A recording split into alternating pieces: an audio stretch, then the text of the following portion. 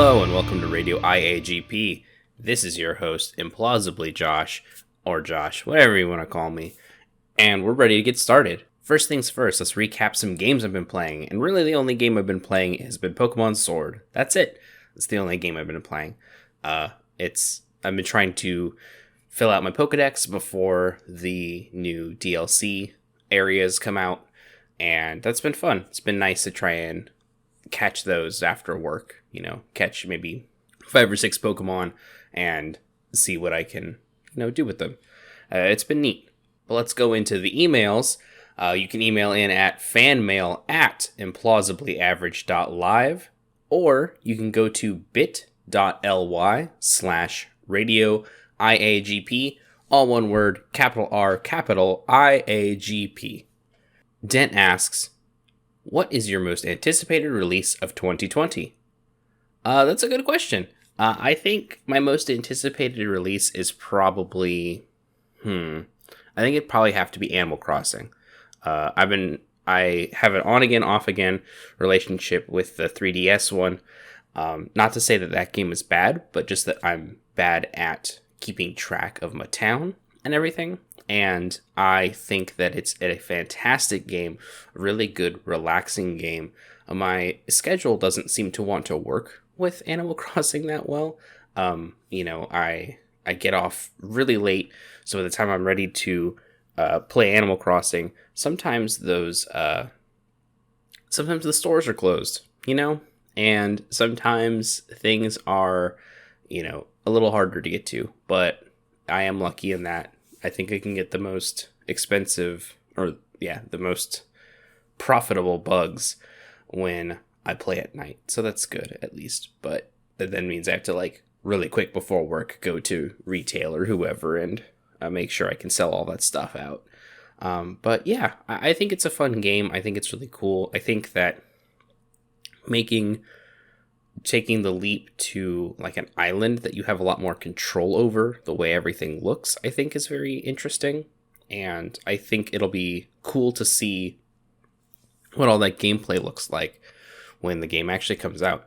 And I'm just very excited for it. It's another game that I think will get a lot of playtime on my Switch, and that's really what I'm mostly into. I have a PS4, I have a PC, but really the games that I'm almost always looking forward to are the Switch games, because I think that that's where the highest chance of fun is, I'll have a lot of games on PC and I'll play them for a little bit. I'll install them, play them for a couple hours, and then uninstall them, maybe come back to them again in a month or so. Whereas with Switch games, I feel like I'm consistently always interested in. I'm always trying to come back to them, even if I'm not good at them. I'm not good at Smash Brothers, for instance, but every time a character comes out, I'm always willing to, go in and give that character a shot and make sure that I'm still, able to do a handful of, combos or whatever. And I think it's fun. So yeah, that's my most anticipated release of 2020. Orion says, hey Josh, I find that I really like getting into a rhythm and doing things in video games that some might call monotonous, like grinding levels or breeding for shinies in Pokemon. Do you have things you enjoy in video games that others might call boring and repetitive? Yes, absolutely. And I think it's basically those two things. I think I really like grinding Pokemon, or I like grinding levels, rather. For instance, there is a game for the 3DS called Bravely Default that actually had a very cool mechanic where you could basically auto battle a bunch. So I would do that a lot. And there was a way for you to combo bonuses. So they had 3 levels of bonuses that gave you multipliers for either your job experience, your level experience, or your gold. And the more you did them in a row, the better the final multiplier would be. And I think it was just a 3-tier thing. So if you could, for instance, let's say I think it was clear out the whole enemies in one hit, or in one go, and clear out the enemies without getting hit, and then there was a third one. But if you could clear out all the enemies without getting hit, then you were getting like a bonus to you. I think either your job experience or your level experience, I want to say. And yeah, it was very cool because you could just turn on the battle animations like 4 times. You could turn up the encounters a whole bunch whenever you wanted. And then you could set up that auto battler, so you just wander around in a place with random encounters and then level up pretty quickly just to kind of grind some levels to make sure that, you know, the next boss fight wasn't too much of a pain in the butt or whatever. And I find that kind of interesting. I find that kind of fun to do, like set up those types of things where it's a little bit more hands off. So maybe I'm like watching a, like, I guess the thing is like grinding levels in Pokemon is a little bit not fun because there's a lot more hands on to it. You know, it's really more monotonous in a way that like isn't fun, especially in older games where it's just like everything feels kind of slow. Everything feels kind of like, you know, even in the newer games too, to some extent, sometimes it just feels like a slog to get through. You know, I think that some things make it a lot easier, like grinding raid battles is really nice in the newest Pokemon because you get those experience candies. So the Pokemon you're taking in doesn't necessarily have to get that experience. It can be any other Pokemon on your team that you would like to have that experience, which I find really nice. And then, but like actually grinding levels in regular battles, I think is not fun because it's just a little bit too hands-on for my liking. Whereas something like a Bravely Default, I can just kind of run around, check on the screen every once in a while, but also be like paying more attention to a podcast or something, which I find to be a lot more enjoyable. Breeding Pokemon I find very fun too. I think it's going to be a lot more fun for me personally when we get Pokemon home, because really the big thing I like to do is breed a bunch of Pokemon that I think are neat. So starters, EVs, you know, stuff like that. Now with Pokemon Sword, it's like, what is it, Toxels? I like breeding those and then surprise trading them out. And it's just seeing what I get from that. And I think that that's really fun. I like doing that. I like kind of setting that stuff up, you know. And I think once I get a full Pokedex, once I get the like Pokemon that I'm looking for to maybe start breeding for a more competitive scene, or at least breeding for Battle Tower, I think that'll be even more fun for me. But even as it stands right now, just like going in and giving a bunch of starters out to surprise trades is actually pretty fun for me. So yeah, thank you for the question, Orion. Matt Calder says, I just finished playing through the remaster of Shenmue 1. What struck me was how innovative so many of the mechanics were for the time, and how clearly it influenced the industry going forward, but how clearly of its time it still is. I enjoyed my time with it ultimately. It was more frustrating at times because I'm used to more modern mechanics / design ideas. What value do you think there is in going back and playing games like that? And are there other of their time games like Shenmue that are worth going back to and playing even today? Thank you for the email, Matt. You should go check out Matt Calder at twitch.tv/Matt Calder. Anyways, I think that there is some worth going back to and playing those games. For instance, I, within maybe the last 6 months, played the original Doom for the first time after having played the newest Doom for a good long time and enjoying that. I was like, hey, I know that, you know, old Doom is something that's very influential and very cool and very neat, and I should give it a shot. It was really inexpensive on some website for some Steam codes, and I was like, yeah, let's get this. Let's give this a shot. I've never played it. I might as well. Like I said, no, it's influential. Let's give it a shot. You know, I played it for a solid maybe 2 hours or so. It's pretty fun. I think it's definitely of its time because, you know, it's obviously influenced a bunch of stuff, and mechanics for those types of games have changed quite a bit.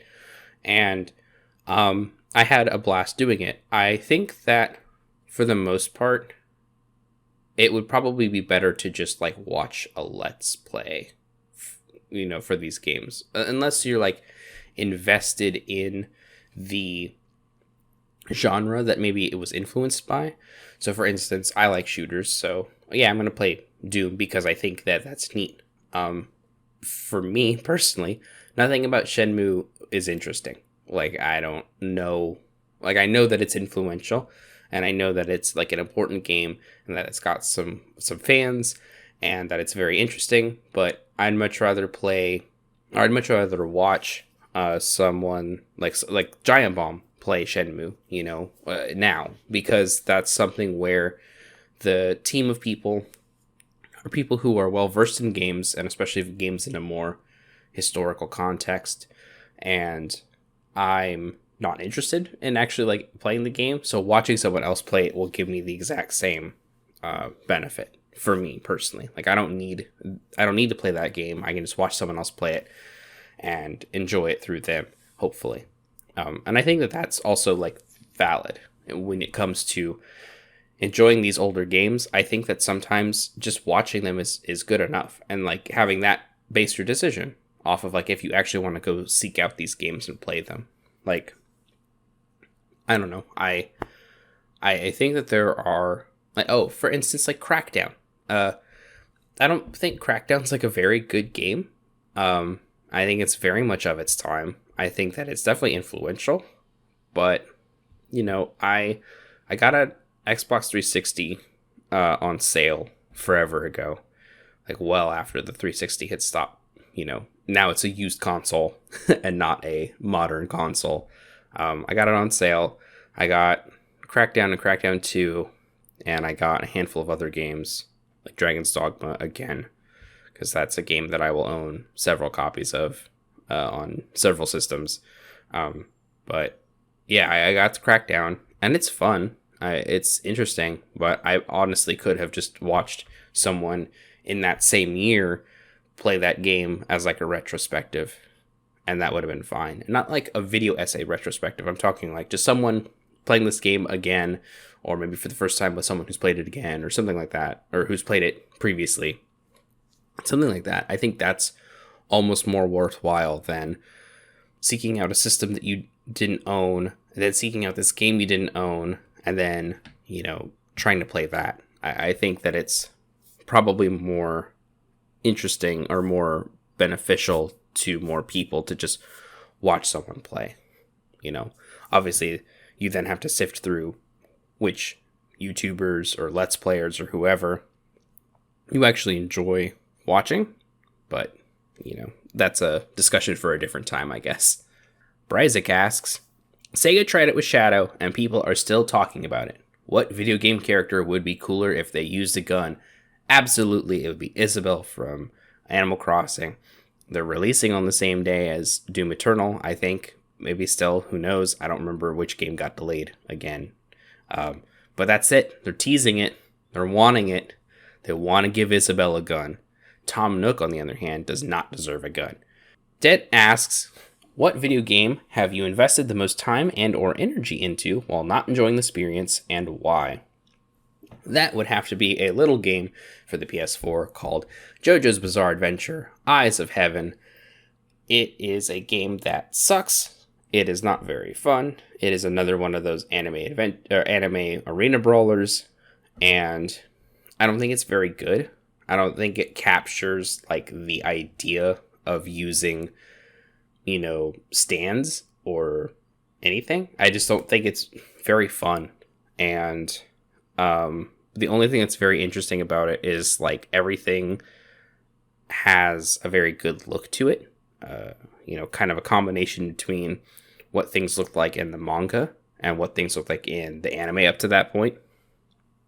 But at the same time, and you get a lot of anime voices, which is very cool. But JoJo's Bizarre Adventure is a manga that spans like multiple parts, and I think at the time of the game's release, they had gotten up to part 4.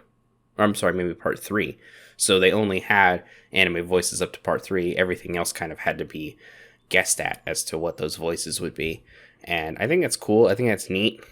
Same with like the look. They only had the anime up to part 3. So some things look kind of like the anime more than the manga, and then other things look more like the manga than an anime would. And I think that that's neat. But overall, the gameplay experience is awful. I think that the story is very interesting, which is what kind of kept me going, was that I think the story was very neat. I think that having this story where all these characters who would never meet, under normal circumstances, actually get a chance to interact with each other and have these fun interactions with each other on top of that, I think is very cool. And having like some gameplay affect stuff like that. So, even characters who didn't really interact meaningfully at these time periods together will have these very cool, like, special moves that they'll do together. And I think that that's cool, but they just didn't do enough of it, especially gameplay wise. And like I said, it's a anime arena fighter, so it just sucks gameplay wise. Like, nothing is fun about playing the game. It's just mashing buttons. It's mashing like one or two buttons and then holding down R1 or R2 and then pressing another button at the end of your previous button mashing of one or two buttons. And it's not very fun, but it's JoJo's Bizarre Adventure. So, like, it's like that and Dragon Ball Z are the things that, I'm a sucker for and will invest some time into, even if the gameplay experiences are not very fun. And that is, like, a testament to that being a truth for me, is that I spent a lot of time on those games, and they are just not very fun, and I probably could have spent my time just writing fan fiction of the same thing, or watching a gameplay video, or watching one of those, like those YouTube channels that will cut out all of the, like, will cut just the, cut and present just the cutscenes. Like, I should have just done that, honestly, but what can you do? Maybe next time I won't sink like 20 hours into a video game that sucks, but not this time. And that's it. That is our show. Thank you so much for, I almost said watching, but actually I meant listening. So thank you so much for listening. Again, you can always email in at fanmail@implausibly.average.live or go to bit.ly/Radio IAGP, all one word, capital R, capital IAGP. Thanks again so much for listening. Please send those emails in, and I will catch y'all next time.